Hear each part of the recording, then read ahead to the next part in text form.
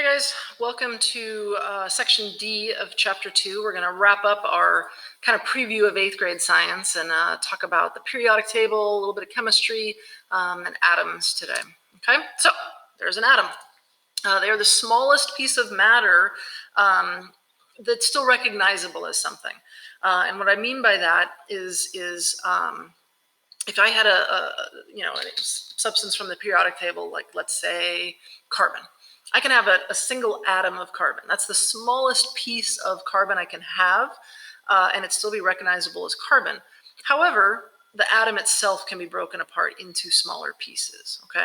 And all matter is made up of atoms. All matter is made up of some combination of these elements right here. In the center part, let me get my pen.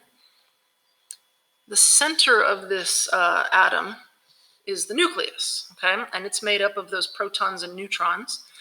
Proton is a positively charged particle, and it weighs quite a bit.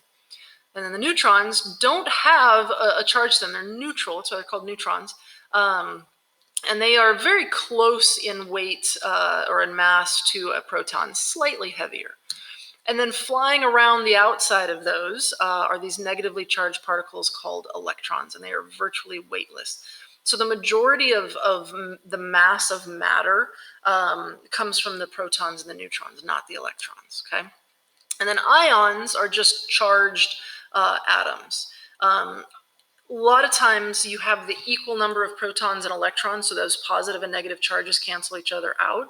But if you have more electrons, it's going to be negatively charged. That means it's an ion, okay? If you have less electrons, more protons, it's positively charged. It's another type of ion. We'll talk about that more in 8th grade.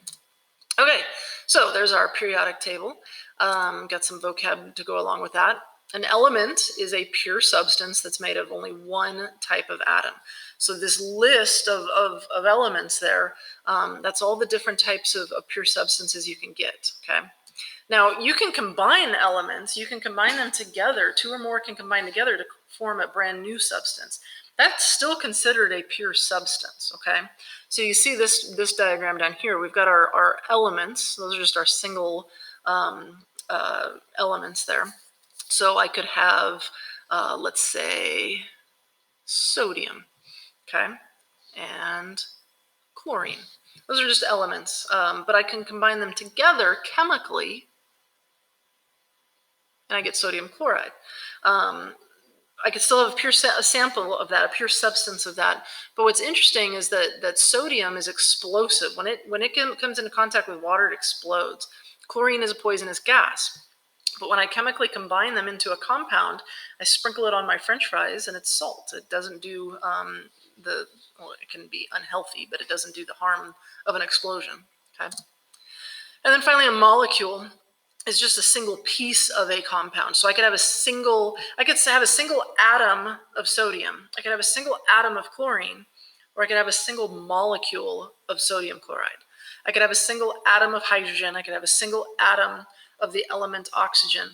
I combine those two together to make a compound known as water, and I can have a single molecule of water, okay? Let's talk about some basic changes in matter here. We're going to talk about chemical changes and physical changes. A physical change is just a change in the appearance of the substance, but not its identity. If I tear a piece of paper in half, I still have two pieces of paper.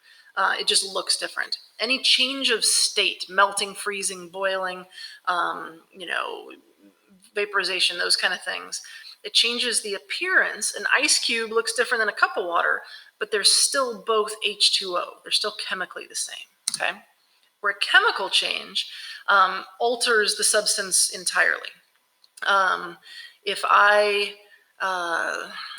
mix baking soda and vinegar, I wind up with some water and carbon dioxide and some other things. It's a chemical reaction that's occurred. I've changed the molecules around, I've changed the compounds, and I wind up with something totally different. If I light that piece of paper on fire, that's a chemical reaction. Any kind of burning is a chemical reaction and a chemical change. You're not going to wind up with the same thing you started with, okay? And then there's nuclear changes, which are a little more complicated.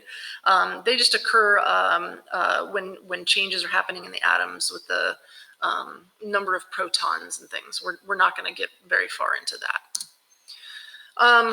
We talked about the first law of thermodynamics previously, also known as the law of conservation of energy. This is another part of it. This is the law of conservation of matter, and it ties together with that. It still is part of that first law of thermodynamics. And it basically says that matter can't be created or destroyed, it just changes. So when a chemical reaction occurs, when chemical changes occur, you're not losing matter or you're not creating matter, you're just changing it. And then this famous equation from Einstein puts energy and mass into the same equation. We're not going to talk about what that equation means because it's really complicated, but this equation is what ties the conservation of energy and the conservation of matter together. They're kind of interchangeable there, okay? Whew, I think that is it for our overview of 8th grade science. Next chapter, we'll get more into earth science. All right, talk to you later.